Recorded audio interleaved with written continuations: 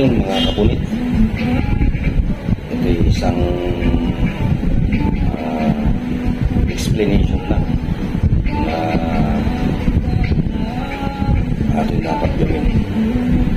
So bago tayo dumami ito sa ating topic, ay isang magandang umaga muna sa ating lahat, lalo na po sa mga subscriber natin dyan na patuloy na sumusuporta at nag-review ng ating videos. Shout out sa inyong lahat, mga kapulit. Bago tayo lumaho sa ating topic, ako'y lubusang nagpapasalamat sa mga viewer natin. So yun, maraming salamat po sa inyong lahat. Ating umpisahan kung ano yung ating dapat explain. Bago ang lahat, shout out muna kay Jagger Sniper. Idol, shout out sa iyo. Sana dito sa videos na gagawin kong ito ay mapansin mo. Meron lang ako sana gusto iparating sa iyo. Sana ito mapanood mo rin. Saka sa mga ating katagumpay, saka sa Team Bubok, shout out sa inyo lahat. Yun, hindi tayo magpapatuloy na sa ating dapat sabihin. So kahapon, video hindi maganda kasi yung aking naging videos, kaya hindi ko in-upload.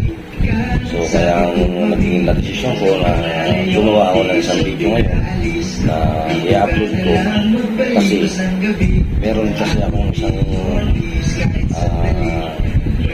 kababayan natin na nakita siya humihingi ng tulong sa sakali na matulungan natin mga kababayan. So itong mensahe nito, pinararating ko sa larangan ng videos, may parating ko lang ito kaya Idol Jagger Sniper, kasi alam ko naman na may ginito ang puso siya at siya handang tumulong sa mga kababayan natin na nangangailangan. So kahapon kasi yung isang anak ng isang kliyente namin nag-iiyak kasi meron siyang naramdamang dinadala sa kanyang kalusugan.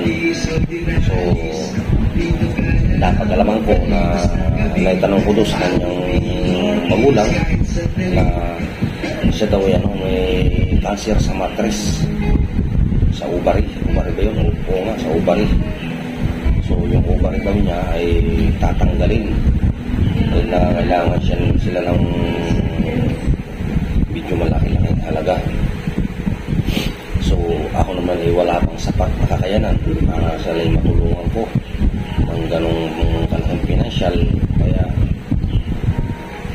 sabi ko na lang sa kanila ay ako'y magbibideo o sa harap ako sa camera, ipararating ko na lang doon sa ating mga kababayan na may mga ginito ang puso na tumutulong.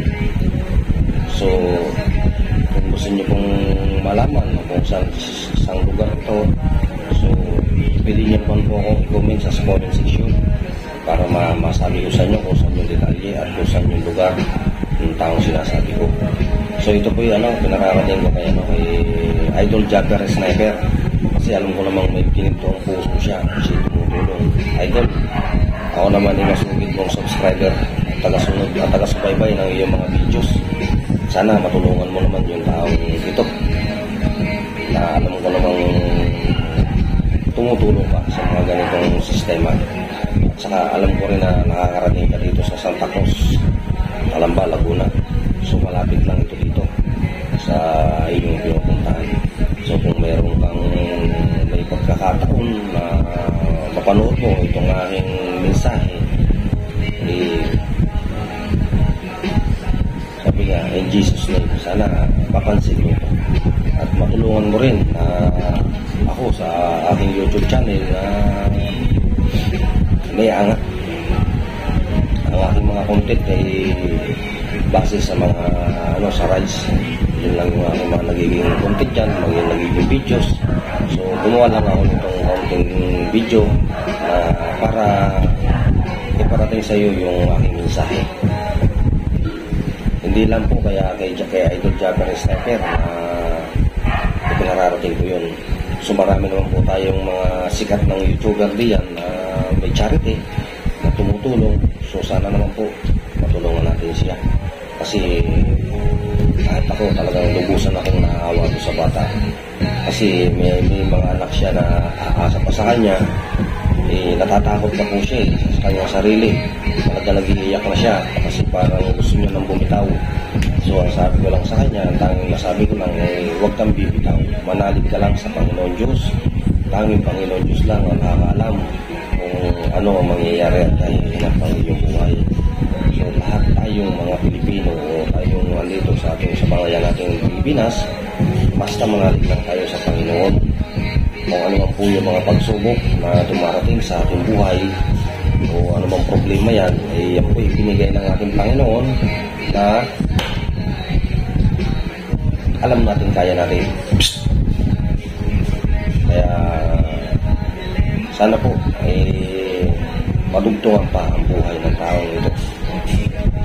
Sa tulong po natin ninyong mga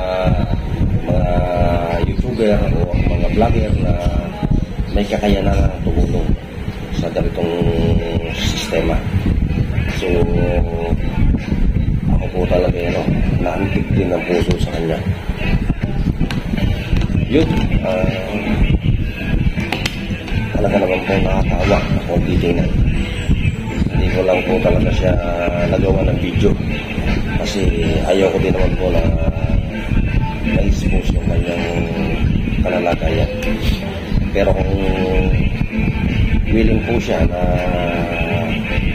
magpa-video o ma-post natin sa social media para makita yung kanyang nakatayuan, willing naman po kung i-vlog siya. So sa ngayon po kasi sabi sa akin ng magulang, pupunta raw sila ngayon ng PGH para sa check up ulit kung ano talagang gagawin doon sa kanyang kalagayan. Pero sabi po sa akin, kasi may bumukol-bukol daw po doon sa loob ng kanyang ovary. Yung iba pumutok na. Kaya medyo kumakalat na at nagiging sintomas ng cancerous. So, yun po. Ako po'y muling nananawagan doon sa ating mga may pininto ang pusong vlogger. Lalo na po kay Idol Jabber Sniper, kay Tim Kabugo, kay Tim Kabumpay, sa lahat po ng mga YouTuber dyan na may mga charities na tumutulong. Sana po madinig nyo itong aking panawagan sa inyo na tulungan natin yung ating kanubayang ito. Siguro po kung ako may sapat ng kakayanan para mabigyan ko ng talagang assessment o anumang tulong na pwede kong ibigay, ay talagang tutulungan ko po. So sa panahon kong ito talagang ako po kahit isang tuka din lang, mahirap din lang naman po ako ako po may trabaho man ako, hindi pa nga po sapat yung sinisweldo, kulang pa rin sa aming pamilya. Sa mga bayarin na lang po hindi sapat. Kaya ako po'y nananawagan po sa mga may ginto ang puso ng mga vlogger na mga alam po may kakayanan na ng tumulong. Sila tumutulong naman sa mga ganyong may karamdaman. So hindi ko lang po masyadong nakuha yung pangalan niya nung yung kababayan natin may karamdaman. Pero ang nakuha ko lang pong pangalan ay yung nanay. Ang pangalan po ng nanay niya ay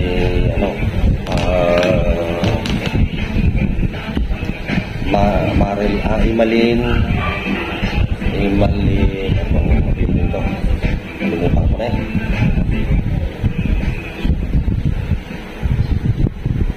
Imalin Miranda, yun po. Imalin Miranda po, yun ang nanay niya na talagang ikahos sila sa buhay. Siya po yung pong nanay niya ay aming kliyente.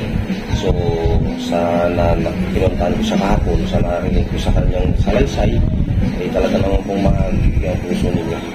Hindi ko po nagawang singilin na kasi alam ko may mabigat silang parang nagdadaanan na problema. So, yung akin naman pong panawagan ito sa mga vlogger natin na may mga ganito ang puso dyan. Sana po matulungan natin siya. So, para po malaman ninyo yung description po, comment nyo po sa aking comment section at sasabihin ko po sa inyo kung saan at anong lugar sila pwedeng tagpuan o kung pwede po pagkita-kita tayo, sasadyain natin para makita ninyo kung ano yung kalalagayan ng pasyente na sinasabi ko. So, yun.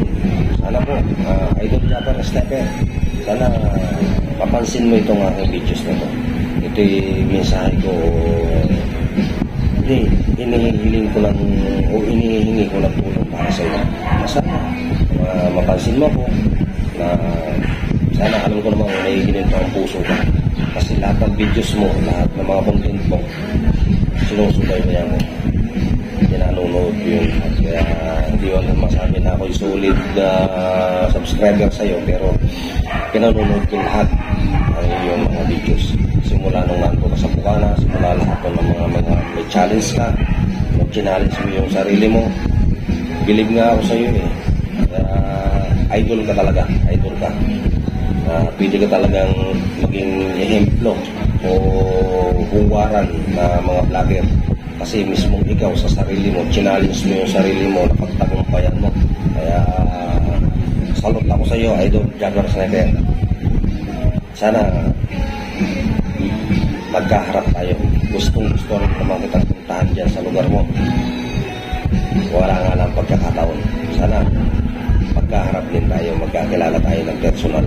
At gusto ko rin makaharap yung mga kasamahan mo dyan, lalo na yung mga Magic Flex o yung mga vlogger mo sa Korea sa Island. Alam na ano ko rin yun, napapanood ko rin yun. Kay Kamuning, shoutout sa'yo. Kamuning, kay Kabungot, shoutout sa'yo. Kabungot, saka doon sa Baypa, sa mga ibang mga vloggers dyan na nandyan sa Buwana. So sana minsan kahit ako naman yung taong simple lang, ako isang mahirap lang, hindi naman ako mayaman o may pagmamalaki, ako yung mahirap lang po. Ako yung nagtsatsaga lang na magtrabaho para kumita. Mayroon ako may pakain sa aking pamilya, sa aking asawa, pero legal, hindi ko gumagawa ng anumang yan. Hindi kasasama ng ating bayan o kung kanino man. At wala naman po tayong taong inaargabyado o sinasagasaan. Sa akin lang naman po, mapansin ito o hindi, mapanood man o hindi, o kung sino man na mga vloggers dyan na naririyan o nanonood o lahat ng ating mga kabayan na mga subscriber, mapanood ko man ito o hindi, ay pinarating ko pa rin po yung aking mensahe ito. Ito po yung tao sa puso ko na gusto kong tumulong kahit sa ganitong pamamaraan na makatulong sa mga tao ito na maparating ko yung kanilang kahirapan sa buhay. So yun, maraming salamat po at sana mapansin man lang ito ng mga vlogger natin diyan na may gininto ang puso. PM nyo lang po ako sa comment section kung ang gusto nyo po talagang malaman at kung sino itong tao sinasabi ko. Pwede po natin silang bisitahin, pwede po natin silang puntahan para malaman natin kung totoo o hindi itong sinasabi ko ito. Ako po ay naantig lang ang puso sa kanila. Sabi ko nga po, uulitin ko kung ako lang po ay may kakayanan, ako may sapat na halaga na